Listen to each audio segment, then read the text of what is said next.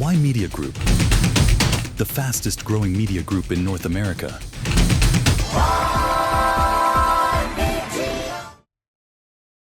Hello and welcome to Editor's Take. This is the opportunity where we get a chance to talk to the group editor and pick his mind on what is happening around the world, and more specifically what is taking place in Canada.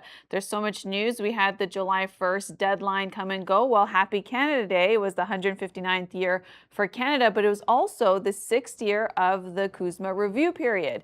And to that, we saw the President of the United States, his administration said they do not intend to renew for 16 years, putting us in an annual review. So that deadline came and passed. We want to talk about what does that mean for Canada. There's been so much more updates when it comes to NATO and all the announcements with the 32 NATO member countries, their investments, and what is top of mind when it comes to the defense spending, the new criterias. We want to ask the group editor all these questions.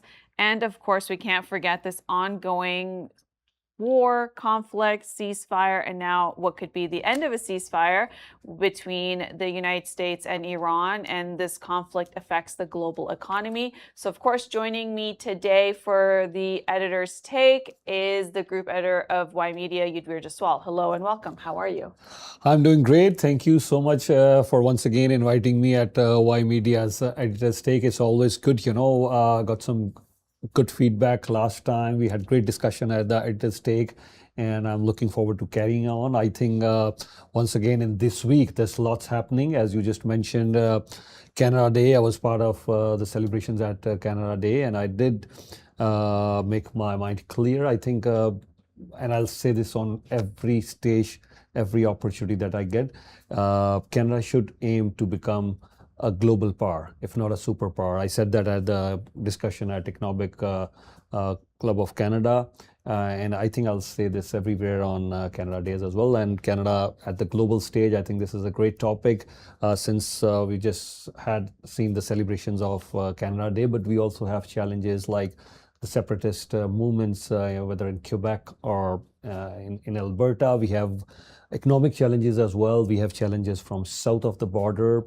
And where do we stand as far as the global stage is concerned, and some domestic challenges as well. But I think Happy Canada Day. Canada is the best country on this planet. You said that last time on our Editor's Take. I said that last time on our Editor's Take. Yes, of course, we all know, despite all those challenges, Canada is the best country on this planet. Happy Canada Day. Yes, Happy Canada Day. And I want to talk about a couple of things. Sure. Should we start Canada on the global stage and then we can go to Canada domestically? Because there's still a lot happening here in the country that I want to hear what you have to say. But in terms of Canada on the global stage, we just had the NATO Summit. And prior to that, there was some major announcements in terms of more defense spending by this Carney government, and the massive amount on the contracts that a German company got. On submarines, we're talking about 12 submarines replacing the existing ones that were just breaking down all the time. The estimates on that is about 20 to 30 million for the procurement, but then it's going to run up to about 70 to potentially 100 billion when it comes to just maintenance operations over time, because 12 submarines are quite a lot. Canada's never had that many. So what is your take on that? And those were big announcements before the NATO Summit. And then there was also a South Korean company that was also bidding for that. And then the big announcement was made. So what are your thoughts on how fast Canada's moving towards this 2% of GDP? And then we have the new latest numbers that NATO's asking the NATO member countries to get to. Yeah. As I just mentioned, and your topic is very apt today, Canada at the global stage, because especially from the push that we're getting from south of the border, Canada certainly has to reevaluate what is our position at the global stage. But even before discussing that, I know a lot of ink has been spent, on so much discussion. What sort of pushback were we getting from south of our border? So if I can zoom out a little bit, and I'll refer that, I was reading an article on Wall Street Journal recently. So that's my source that I'm going to start this news today. What happened was that,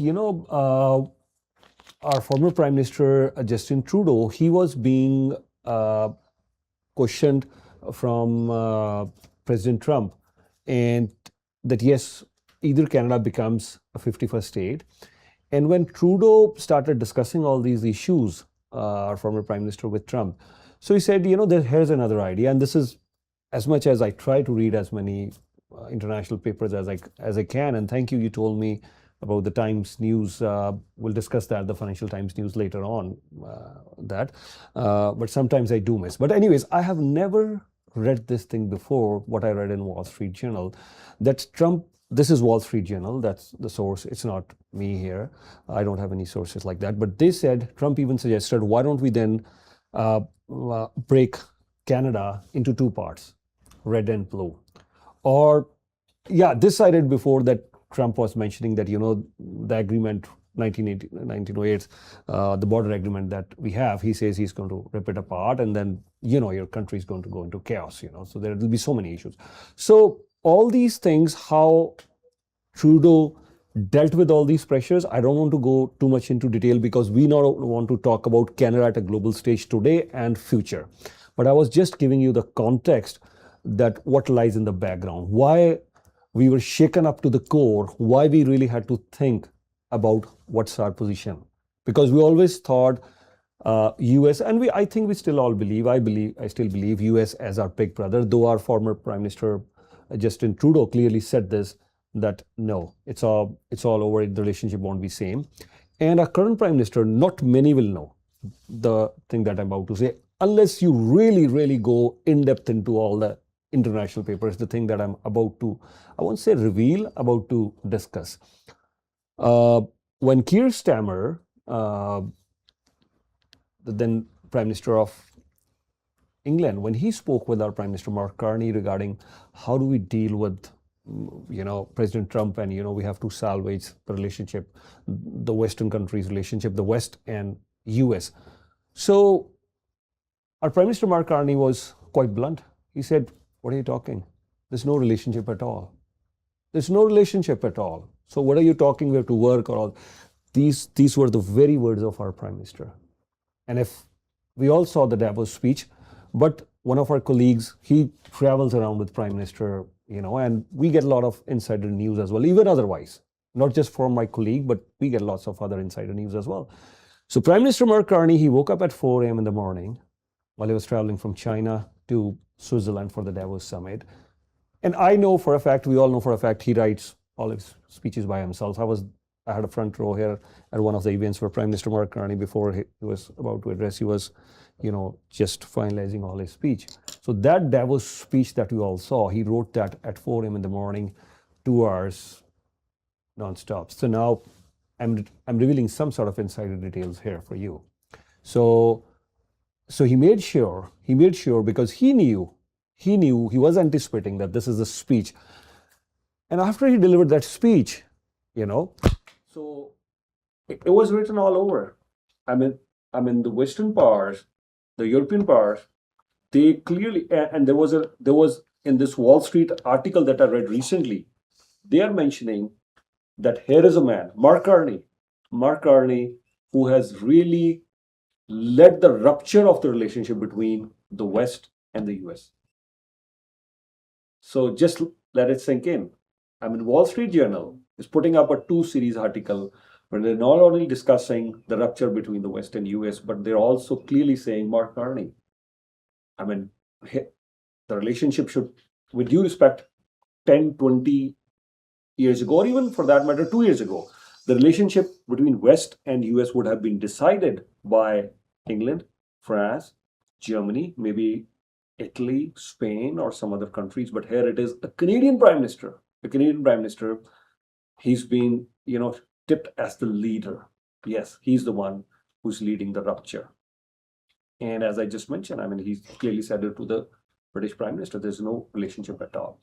So if all this is happening behind the scenes, and there's a lot to it, but then we won't be able to focus too much, because I wanted to bring in this discussion to the editor's take, and I'll keep on bringing all these, you could say, Y Media slogan, story behind the headlines on editor's take, just to give you the context that how much of a pressure, what are the challenges, how bad it is. behind the scenes. Where is this heading to? So Canada, definitely at a global stage, Canada has to find its way where we are right now. And my idea is very clear and simple. As much as I still think US is our big brother, US is the superpower. China is the only other superpower that I can mention. But I would say this, that other than China, if there is any other superpower that we can think of, I think at the global stage, if China is one superpower and then the other superpower is US, is there any other superpower? I don't think so. There could be Russia thinking that yes, and I gave you a very rough definition of a superpower. We can say any country which can defend on its own, economically very strong, a country which can defend on its own. We can't defend. The challenge with Canada right now, when we're talking of Canada at a global stage, and we're also showing visuals of NATO, I don't think so Canada is in a position to defend itself on a global stage. We're talking with the group editor of Y Media, Yudhvir Jaswal, and he is going into details about how this entire phase of Mark Carney becoming Prime Minister in Canada and leading the rupture between the US and the West. Yeah, I mean, maybe he didn't want to really lead that, but that's how he's been positioned, especially after the Davos speech, and that's what everyone is talking.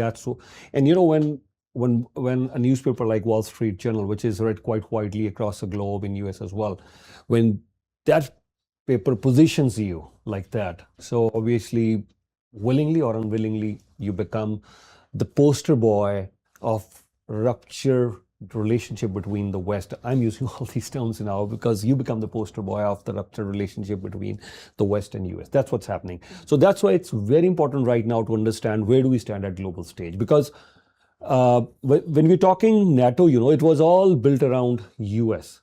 It has been like that for almost 7 to 8 decades now.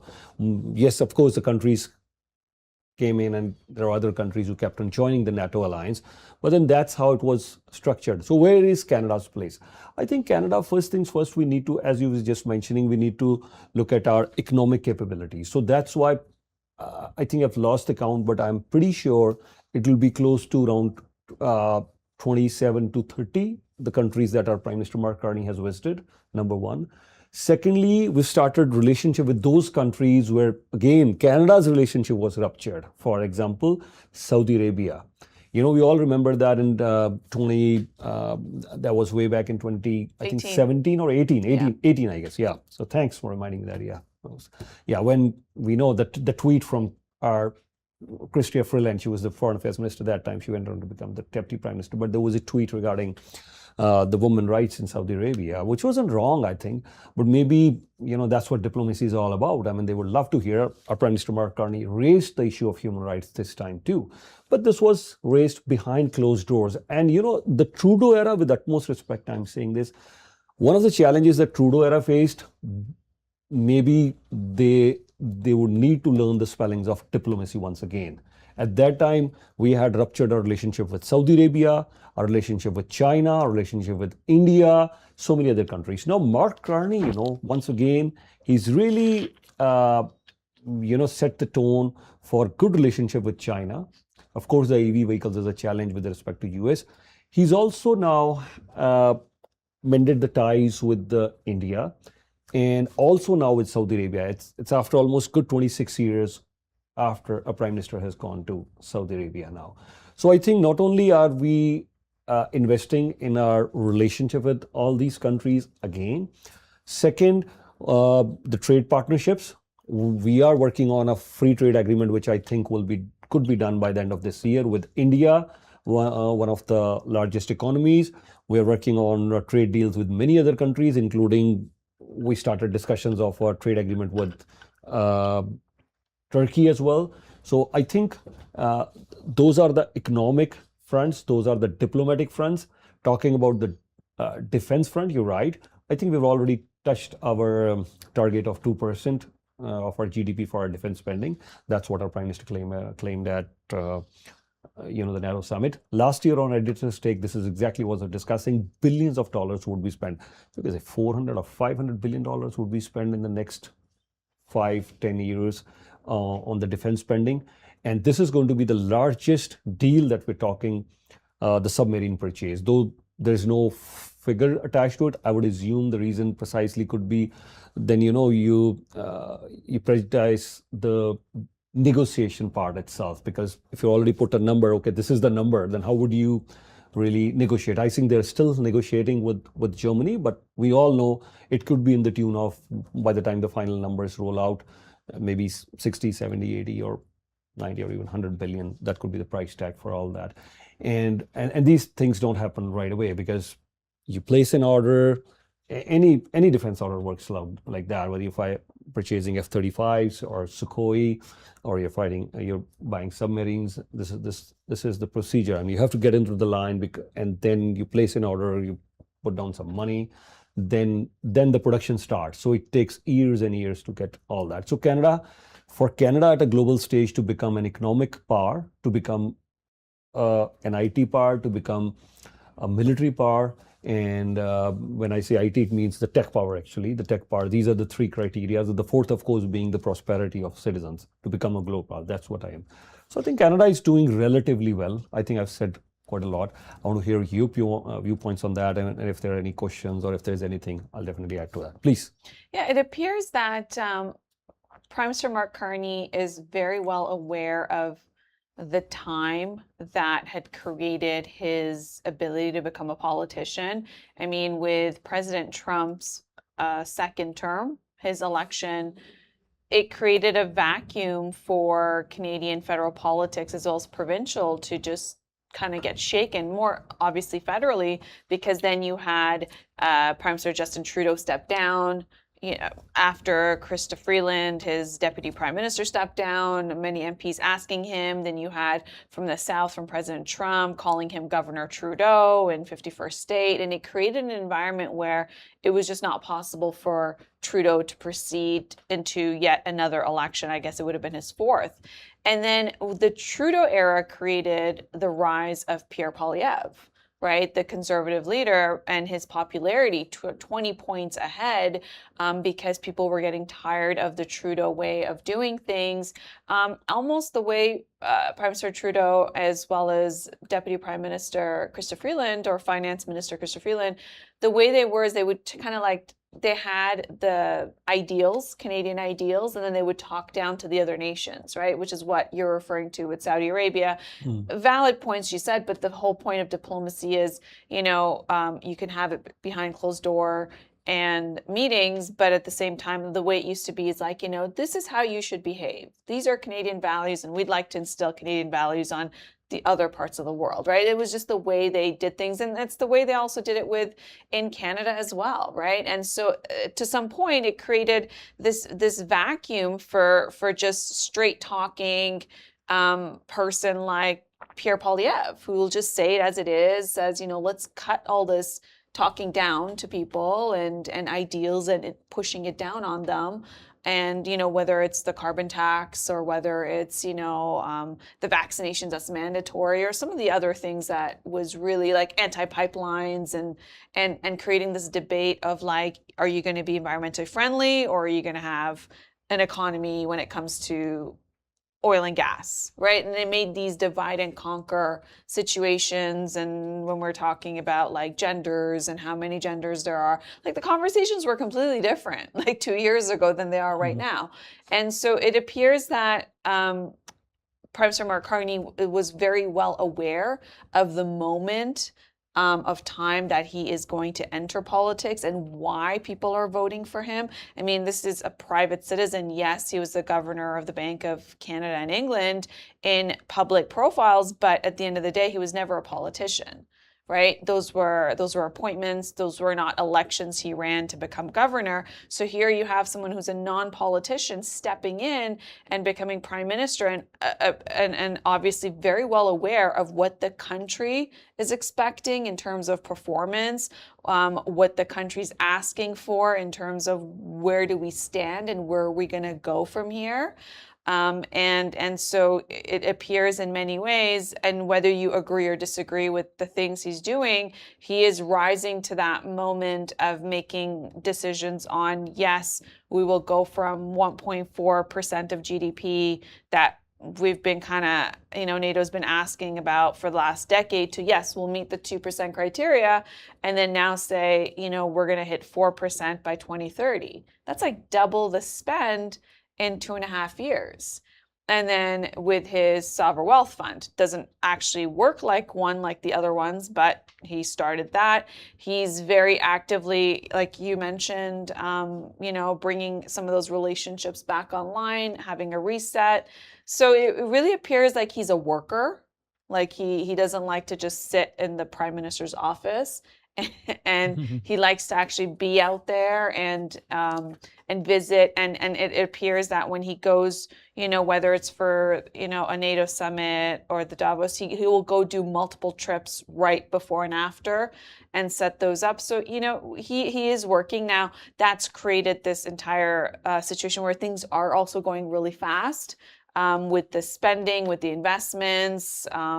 It's really fast. So it's nice to take this moment out to really kind of take stock of all the big decisions that have been made in a short period of time and see, is this on the right track, or is it just one of those things where it's necessary to do and then we will figure out if it's on the right track or not. But the one of the major things is that he parted away from the previous Liberal government is on a carbon tax. He scrapped that before even the general election, but now this deal with Alberta to have the carbon capture that was in place, but like lower the amount and delay the deadlines, but also tie that to pipelines, and then say we're going to do faster approval periods to be able for projects, infrastructure projects or critical projects. So those are all new things that he's doing.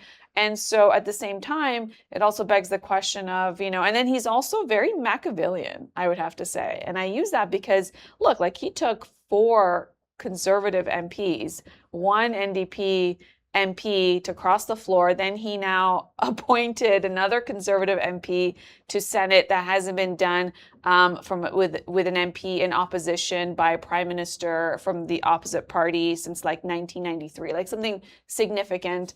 And then now he's opened up a by-election in that seat, which is very competitive for the Liberals. So, you could see how he plays his roles in terms of just like executes. Just very sharp, and so you can't mistake for someone who doesn't have any political experience, but perhaps he's bringing his corporate experience to governance, and he's doing things as you would do in a massive corporation, which is you strategize and you execute, and by a lot of things that he's doing right now, to me it looks like he might be preparing for probably another election and ask for a majority mandate, because how long is he going to do this like +2, -1 seats for just a very slim majority that he has? Because if he has 2 more MPs that step down, and anything could happen, he's back into minority territory. And so if he really wants to, and it looks like he's such an active person to get things done that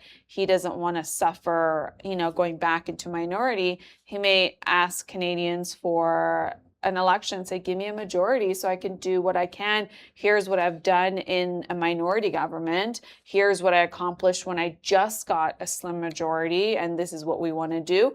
And it is a time that's so confusing and it's so fast-paced that maybe Canadians will say, yeah, you appear to be working hard. We don't know what it all means at the end of the day. We know that we were in a technical recession. We know that the job numbers were down, kind of coming back up. We know you didn't get to secure Kuzma, but at the same time, you have this President Trump thing where he's so unpredictable, and he's already put such a bad taste in Canadians' mouths since he got reelected that you can't really blame. Before, you could blame the Prime Minister 100%. Now you're saying, well, look who you're dealing with. It's President Trump. He's so unpredictable. And the whole 51st state just, I think, killed it for Canadians. There's less Canadians going for travel to the United States. Air Canada's had to cut a lot of flights to the United States because it's just no one's taking it to the same rates that people were. And it's all about support Canada. Like, how likely are you to pick up a product that has a Canadian flag on it versus not? You are. You want to support Canadian businesses. You want to anytime Premier Ford did anything that was pro, Canada and, like removing the American alcohol from the LCBO, Canadians were like, great. It was just one of those things where anytime it appears Canada standing up for itself against Americans, Canada's happy with that. So maybe he, in a general election, he might get somewhat of a pass that he couldn't secure CUSMA because they're saying, well, look who you're dealing with. Was it less your incompetence and more on the fact that President Trump just likes to give tariffs? Even when we had CUSMA, he was rolling out tariffs anyway, right? So there's some chances where he could still pull it off in that sense. Now the question remains, are the other parties ready? They have been putting candidates in place for some time, which is really early on. So that goes to tell you that they're also preparing to go to an election in case when you have a majority government, the prime minister gets to call the election. And when you are in a minority, then you would suffer the consequences of the opposition calling for a non-confidence vote and then triggering an election. So right now, since he's got a slim majority, he can call one himself. And so you could see a couple of things. You had the deadline for the MPs to meet their criterias for the Liberal Party, to not have a contested nomination by Labor Day. Why would you do that if the election's supposed to be 2.5 years from now? Why Labor Day, right? To the point where we know about it because there was articles about how the MPs were pushing back saying we didn't have time to meet the criteria of the Liberal Party to be a candidate again for the next election, whenever that's going to be called. The other thing is he took 40 MPs to the Calgary Stampede, which is significant because Alberta is the heartland of Conservative MPs. It's Conservative voters. And for Prime Minister Mark Carney to keep showing up, right, to keep, doing this MOU, trying to get to jobs and pipelines in Alberta, and then now having this massive presence of Liberal MPs to say, hey, you can trust us, because there's a trust deficit when it comes to the Liberal Party and Alberta, right? Because they just, after the experience they've had for the last decade with Prime Minister Justin Trudeau of just anti-pipeline meant anti-Alberta economy, which means no jobs and a recession in Alberta. We see that taking place. He's also made sure Premier Eby is happy because if you recall, Premier Eby got on air, and after the agreement was signed with Premier Smith on the pipelines and the carbon capture, he's like, well, we'd like that kind of attention for our projects. And he showed up. He's like, okay, here's a few $1 billion. Let's buy some condos that are sitting there and turn them into affordable housing, and so then you had David Eby, also Premier Eby. It looked like he was happier, and therefore now we're looking at the polls that now more BC residents are supporting the pipeline, because that was something that BC was always about, the environment, and now we're seeing them coming online when it comes to pipelines and the Canadian economy in the oil and gas sector. So every way you look at it, you really see how he's really positioning things and setting it up to, if he were to call it, then, the question begs, when would he call it? In October 26th is the municipal election, so you can't do it before then. And then is he going to call it right after, still in November? November is not cold. Like, you can still, you do not want to do it in the dead of winter because you don't know if people are going to show up to go to the polls. And so is it going to be in November? Those are some of the other things for him to say, give me a mandate. Here are the projects I have online. Here's what we've accomplished. And then also you have Alberta's referendum on October 19th. So this would be after the referendum, a referendum on a referendum. And we're hoping that it's going to be a no. So that would put that to bed. And then let's see and then now, with this, there's 7 by-elections coming up. There's 4 in Quebec, there's 1 in Saskatchewan, and 1 in BC, and then 1 in Toronto. So, some of those look, he wants to take those, and some of those look pretty good for the Liberals. So it's going to be, it's all a big toss-up. Now, an important thing when I said the 7 by-elections is that leader Avi Lewis of the NDP, he's deciding not to run in any of those 7 by-elections, which is a bit bizarre. We'd think that at least he would have run the one in Toronto, the Beaches, East York. That would be a good NDP seat, I would assume, but he has decided not to. But yeah, you have this lay of land of what's taking place, and also what does this mean for Pierre Poilievre, who's, if he goes into another election, how is he going to compete now with the prime minister? Yes, he can go on the prime minister on, job numbers, technical recession, the only country in the G7. There's a lot of things he could really, you didn't secure Kuzma, but then let's see, what that means when you compare to all the other agreements that are online, everything else that we see this prime minister do. So it'll be very interesting to see who's going to secure Canadian voters, because I think it's going to be a lot sooner than 2.5 years from now. Yeah. Thank you for laying out all these things at the domestic level. And, when we're discussing all this at the Y Media political sense, it's very important. And you said it right. Prime Minister Mark Carney, he definitely wants to set things right domestically so that he can really focus on the bigger picture. Yeah. Because once, I'll take this, you're right. I mean, it's a razor-thin majority for him. You have to set up your home before... your foundation. Absolutely, you're right.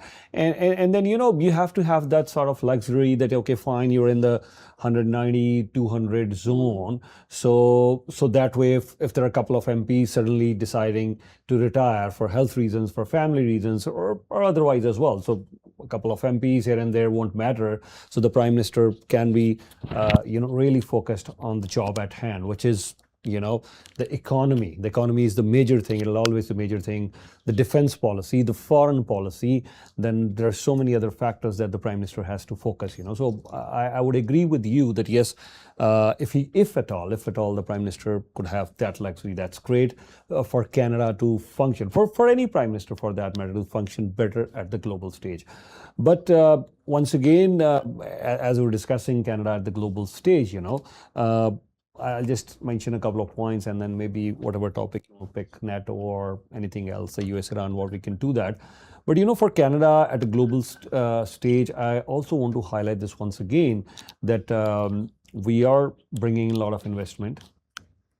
We've already had the $70 billion investment, that is committed right now. How we're going to use that, that's still a question to be discussed from Qatar. But then we're also in discussions with Saudi Arabia, because all these Middle Eastern countries, whether it's UAE says, yes, we will invest in you, the $70 billion that's being committed from UAE, then discussions Qatar, their sovereign wealth fund, then there are discussions with Saudi Arabia, and especially the trip to Saudi Arabia that was, very well received.